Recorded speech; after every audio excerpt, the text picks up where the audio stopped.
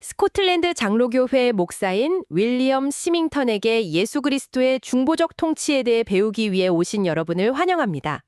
오늘은 메시아 더 프린스의 3장, 중보적 통치를 위한 자격 요건에 대해 살펴보도록 하겠습니다. 시밍턴 목사가 2장에서요, 그리스도께서 왜 우리와 하나님 사이의 중보자 또 왕이 되시기에 합당하신지 그 자격 요건들을 아주 자세하게 설명하거든요. 오늘은 그 핵심적인 7가지 자격 요건들을 하나하나 좀 깊이 파헤쳐 보려고 합니다. 자, 그럼 첫 번째부터 시작해 볼까요? 개인적 존엄성. 우리가 보통 왕이나 지도자 하면 뭔가 좀 위엄, 카리스마 이런 걸 기대하잖아요. 그렇죠. 딱 그런 느낌이죠. 시밍턴도 사사기 8장 18절 같은 예를 들더라고요. 기드온을 보고 적들조차 왕자 같다고 말했던 거요. 또 전도서 10장에서도 왕이 귀족 출신이면 나라가 복되다고 하고요. 이런 개인적인 품격, 존엄성이 중요하다는 거죠. 네, 맞아요. 근데 시밍턴이 여기서 정말 강조하는 건 그리스도의 그 최고의 존엄성은 다른 데서 오는 게 아니라 바로 그분이 하나님의 아들이라는 사실 자체에서 온다는 거예요. 아, 그냥 훌륭한 인품 정도가 아니라요? 그렇죠. 이게 뭐 직무상 주어진 이름이라 비유가 아니고요. 그분의 본질, 그 신적인 위엄 자체를 말하는 거죠.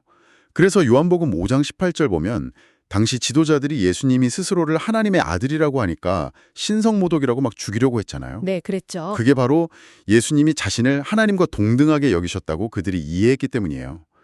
심지어 성경에서도 종종 하나님의 아들 예수 이런 식으로 아들 되심과 그분의 역할을 구분해서 말하기도 하고요. 사도행전 9장 20절 같은 곳에요. 특히 자기 아들, 독생자 이런 표현은 이게 얼마나 본질적이고 특별한 관계인지를 딱 보여주는 거죠. 그렇군요. 누가복음 1장 32절에서 천사가 마리아에게 했던 말처럼 지극히 높으신 이의 아들이라 일컬어질 것이라는 그 말씀이 딱 떠오르네요. 귀족의 아들이 왕이어도 복되다면 하나님의 아들이 왕이신 나라는 정말 상상할 수 없는 영광이겠네요. 근데 잠깐만요. 이렇게 신적인 존엄성이 너무 강조되면 우리 같은 보통 사람들이랑은 좀 거리가 너무 멀게 느껴지지 않을까요? 네. 그럴 수 있죠. 여기서 이제 두 번째 자격 요건인 백성과의 관계가 딱 필요한 것 같아요. 신명기 17장 15절에서도 왕은 꼭 자기 형제 중에서 세우라고 했잖아요. 이방인은 안 된다고요. 정확해요. 바로 그 지점 때문에 성육신이라는 게 정말 놀라운 신비인 거죠. 그 높고 존엄하신 하나님의 아들이 우리와 똑같은, 물론 죄는 없으시지만 그런 인성을 취하셔서 사람의 아들도 되셨다는 거잖아요. 아, 요한복음 1장 14절 말씀처럼 말씀이 육신이 되어 우리 가운데 거하시게 된 것. 이게 바로 그 간극을 메우는 다리 역할을 하는 거죠. 그러니까 성육신이 그분의 존엄성을 깎아내린 게 아니라 오히려 우리랑 관계 맺을 수 있는 자격을 더해주신 거군요. 바로 그거예요. 그래서 우리의 약함, 슬픔, 고통 이런 걸 그냥 머리로만 아시는 게 아니라 히브리서 4장 15절 말씀처럼 직접 다 겪어보시고 공감하실 수 있게 되신 거예요. 우리 마음을 누구보다 잘 아시는 거죠. 아, 그러네요.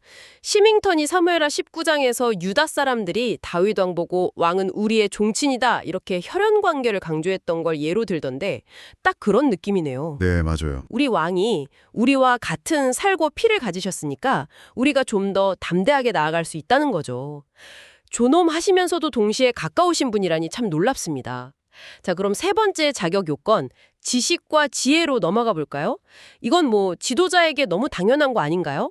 시편 2편 10절에서도 군왕들아 지혜를 얻으라고 하잖아요. 그렇죠. 당연히 필요하죠.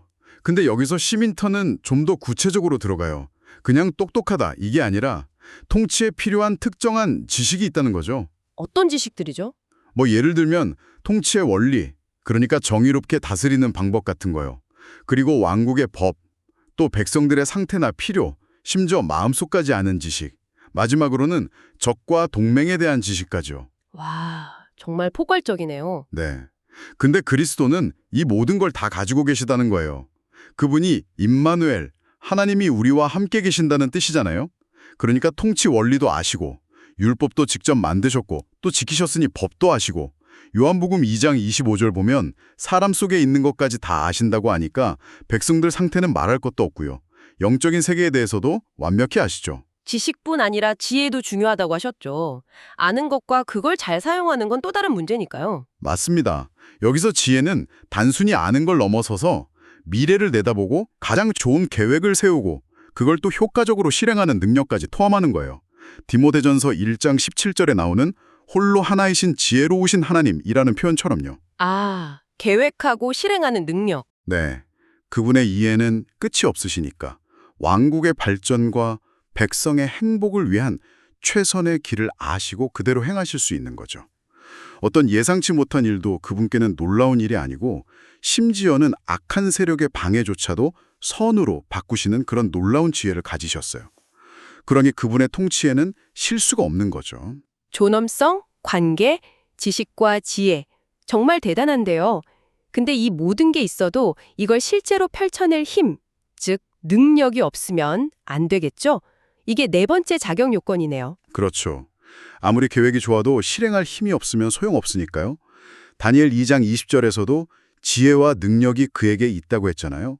그리스도는 전능하신 하나님이세요. 전능하시다. 네. 요한계시록 1장 8절에서도 이제도 계시고 전에도 계셨고 장차 오실 이 곧 전능하신 자라고 하잖아요. 세상을 창조하시고 지금도 다스리시고 우리를 새롭게 하시고 중생 또 부활시키실 그 모든 능력 이게 다 그분의 왕으로서 다스리시는데 사용하시는 힘이에요. 물리적인 힘만이 아니라 영적인 힘까지 다 포함해서요. 그분의 자원은 어떤가요? 어마어마하죠. 하늘의 수많은 천사들이 그분의 일꾼이고요. 신성의 모든 완전함, 새 언약의 모든 풍성함이 그분의 것입니다.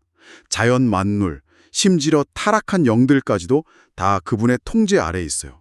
성경에 보면 별들이 적과 싸우기도 하고 사탄의 방해도 있지만 그조차도 하나님의 큰 그림 안에서 허용되는 거고요.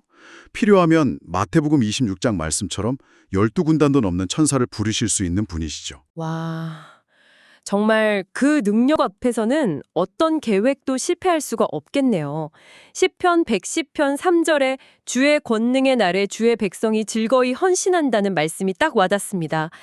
구원하시기에 능하신 왕이시군요. 자, 이제 다섯 번째입니다. 도덕적 탁월함.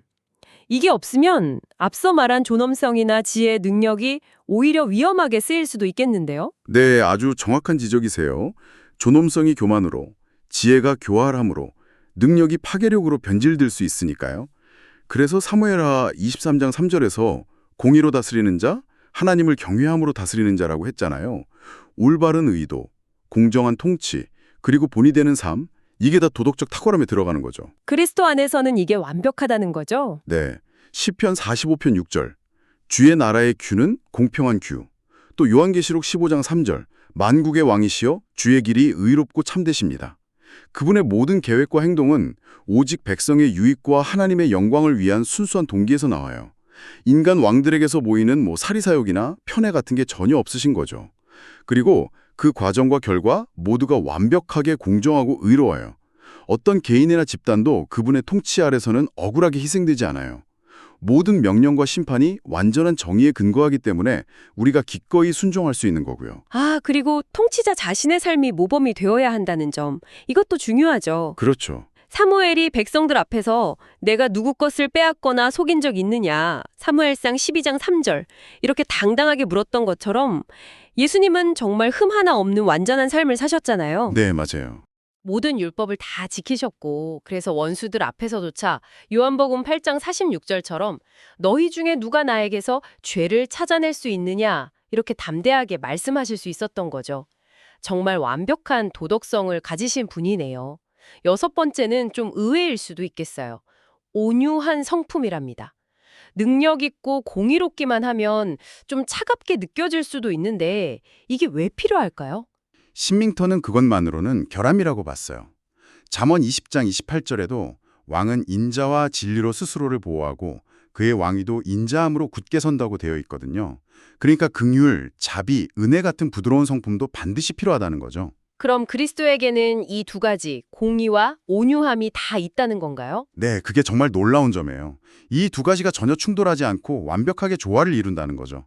시편 85편 10절에 나오는 것처럼 긍휼과 진리가 같이 만나고 의와 화평이 서로 입맞추었다는 거예요. 와, 아름다운 표현이네요. 그렇죠.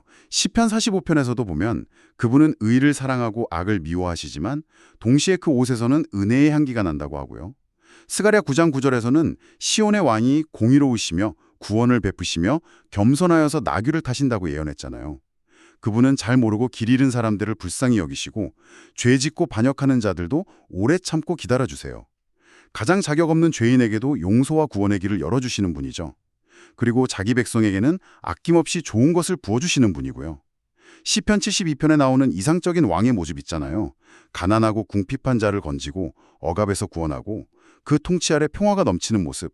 이게 바로 그리스도를 통해 이루어지는 거죠. 듣고 보니 정말 그렇네요. 엄격하시기만 한 게 아니라 따뜻한 자비가 함께 있는 왕. 그래서 더 신뢰가 가는 것 같습니다. 자, 드디어 마지막입니다. 7번째 자격 요건, 바로 권위. 앞서 말한 6가지 자격이 아무리 뛰어나도 실제로 다스릴 권한이 없으면 안 되잖아요. 자격이 있다고 저절로 권한이 생기는 건 아니니까요. 그렇죠. 아주 중요한 부분입니다. 시밍턴은 이 합법적인 권위가 주어지는 방식이 2가지라고 했어요. 신적인 임명, 그리고 백성의 선택. 네. 그런데 그리스도의 경우는 어떨까요? 우리 인간 사회에서는 보통 백성들의 동의나 투표 같은 게 중요하잖아요. 네, 그렇죠. 민주주의 사회에서는요. 근데 그리스도 왕국에서는 그 반대예요. 왕이신 그리스도께서 백성을 선택하시는 거죠. 요한복음 15장 16절에서 너희가 나를 택한 것이 아니요 내가 너희를 택하여 세웠다고 딱 말씀하셨어요. 그러니까 그분의 통치 권위는 근본적으로 오직 하나님의 임명에서 온다는 겁니다. 그럼 그분이 우리 죄를 위해 피 흘려 값을 치르셨다거나 purchase, 죄와 사탄의 권세를 이기셨다는 것, conquest, 쓴 권위의 근거가 아닌 건가요? 아, 좋은 질문이신데요. 물론 그분의 통치권은 피로 사신 권리, 또 악의 세력을 정복하신 승리를 통해서 확증되고 또 실제로 행사됩니다. 하지만 시밍턴은 이런 권리들조차도 그 이전에 하나님 아버지께서 아들에게 모든 권세를 주셨다는 그 근본적인 임명이 먼저 있었다고 봐요. 아, 임명이 먼저다. 네. 아버지의 임명이 없었다면 아들이 우리를 사셨거나 악을 이기셨다고 해도 그게 바로 왕으로서 다스릴 권위로 이어지지는 않았을 거라는 거죠. 요한복음 3장 35절 말씀, 아버지께서 아들을 사랑하사 만물을 다 그의 손에 주셨으니 이게 바로 그 임명을 말하는 거예요. 이 주제가 워낙 중요해서 시밍턴은 이걸 다음 장에서도 자세히 다루더라고요. 그렇군요. 그러니까 그리스도의 통치는 그분 자신의 자격이나 능력만으로 되는 게 아니라 이 모든 것을 가능하게 하신 하나님 아버지의 공식적인 임명과 위임에 근거하고 있다는 거네요. 와, 이것으로 7가지 자격 요건을 다 살펴봤습니다. 오늘 우리는 윌리엄 시밍턴과 함께 그리스도의 중보적 통치를 위한 7가지 자격 요건을 살펴봤습니다. 정리해보면 첫째, 하나님의 아들로서의 개인적 존엄성. 둘째, 성육신을 통한 백성과의 관계. 셋째, 모든 것을 아시는 지식과 지혜. 넷째, 그 뜻을 이루시는 능력. 다섯째, 흠없는 도덕적 탁월함. 여섯째, 공의와 조화된 온유한 성품. 그리고 마지막 7번째, 하나님 아버지로부터 받은 권위까지. 정말 대단하네요. 네. 시밍턴이 강조했듯이 이 모든 자격들이 그리스도 안에서는 뭐 하나 부족하거나 넘치는 것 없이 완벽하게 조화를 이루고 있다는 거예요.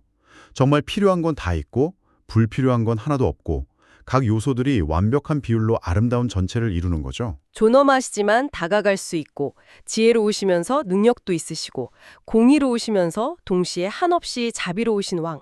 정말 완벽한 통치자시네요. 그렇죠. 자, 그렇다면 여기서 우리 각자에게 이런 질문을 던져볼 수 있을 것 같아요. 이렇게 모든 면에서 완벽하게 자격을 갖추신 왕께서 당신의 삶을 다스리시도록 내어 맡긴다는 것. 이게 구체적으로 어떤 모습일까요? 그냥 머리로만 아, 예수님은 나의 왕이시지 하고 동의하는 걸 넘어서서요. 여러분의 시간, 재능, 돈, 관계, 크고 작은 결정들, 심지어 감정까지 삶의 아주 실제적인 영역에서 그분의 다스림을 기쁘게 받아들이고 순종하는 삶 말입니다. 그게 어떻게 나타날 수 있을지 이번 한 주간 이 질문을 한번 깊이 곱씹어보는 시간을 가져보시면 좋겠습니다. 네, 정말 귀한 도전입니다. 윌리엄 시밍턴의 깊이 있는 통찰을 통해 우리의 왕이신 그리스도를 더 깊이 알아갈 수 있는 시간이었습니다. 오늘 함께해 주셔서 감사합니다.